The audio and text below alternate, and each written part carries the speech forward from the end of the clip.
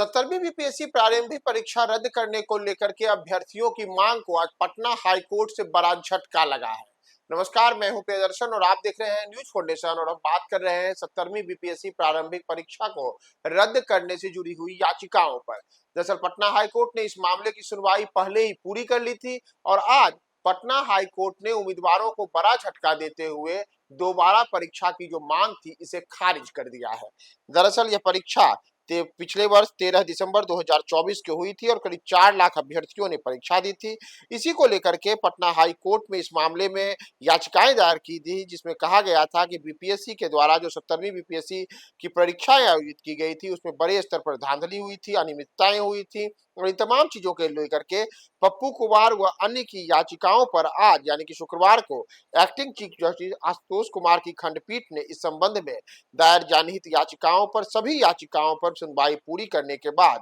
आज फैसला दिया और इस फैसले में पुनः परीक्षा कराए जाने की मांग को पूरी से खारिज कर दिया। तो एक तरीके से बिहार सरकार और बीपीएससी के लिए बड़ी राहत भरी खबर है कि पटना हाई कोर्ट ने तमाम उन याचिकाओं को खारिज कर दिया है जिसमें परीक्षा दोबारा आयोजित करने की मांग की गई थी और 17वीं बीपीएससी प्रारंभिक परीक्षा में धांधली अनियमितताओं को लेकर के कई किस्म की शिकायतें की गई थी। इसे लेकर के पटना में बड़े स्तर पर हम सब ने आंदोलन भी देखा था और इन तमाम चीजों के बीच अभ्यर्थियों ने कोर्ट के शरण में जाकर के अपनी अपनी याचिकाएं दायर की थी और तमाम याचिकाओं को लेकर के आज पटना हाई कोर्ट ने एक बड़ा झटका दिया है। और एक और जहां बीपीएससी और बिहार सरकार के लिए बड़ी राहत भरी खबर है, तो दूसरी ओर 4 लाख अभ्यर्थी जिन्होंने ये परीक्षाएं दी थी उन सब के लिए एक बड़े झटके की तरह है। दरअसल आपको बताएं कि ये परीक्षाएं पिछले वर्ष 13 दिसंबर को हुई थी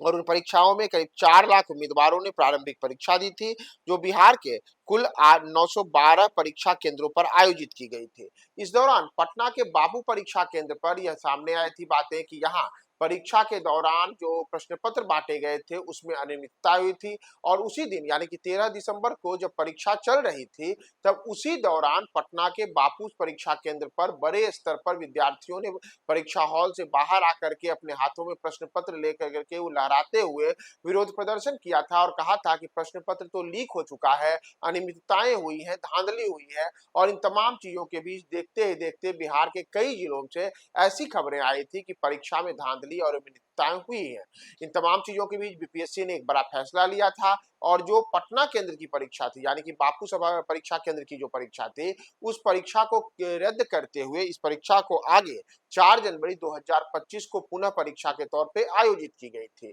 और साथ ही साथ बीपीएससी के द्वारा यह भी कहा गया था कि जो पटना केंद्र की परीक्षा है उसमें जो अभ्यर्थी शामिल हुए हैं उन सब को एक परीक्षा के तहत 6 अंक दिए जाएंगे और लेकिन जो परीक्षाएं हैं उसमें अभ्यर्थियों का कहना था कि इसमें भी 3 प्रश्न गलत थे और 2 प्रश्न ऐसे थे जो कि पिछली परीक्षा से ही लिए गए थे। इन तमाम चीजों के बीच पूरे पटना में कई दिनों तक आंदोलन चला। गर्दनी बाग में बड़े स्तर पर कई जो कोचिंग संचालक हैं और साथ ही साथ छात्र हैं, अभ्यर्थी हैं, उन सब ने आंदोलन किया। पटना में इसे लेकर के पुलिस ने लाठीचार्ज भी अभ्यर्थियों पर किया था और यहाँ तक कि सियासी तौर पर भी इन अभ्यर्थियों का समर्थन देने के लिए खुद कांग्रेस के जो नेता है राहुल गांधी, राजद के नेता है तेजस्वी यादव, जनसुराज के प्रशांत किशोर, इन सब ने इन छात्रों को अपना समर्थन दिया था और धरनास्थल पर प्रदर्शन पहुंच करके उन सब के समर्थन में आवाज बुलंद की थी। और इसके साथ ही अभ्यर्थियों ने पटना हाई कोर्ट में जाकर के याचिकाएं दायर की थी और आज उन्हीं याचिकाओं पर अपना अंतिम फैसला सुनाते हुए पटना हाई कोर्ट ने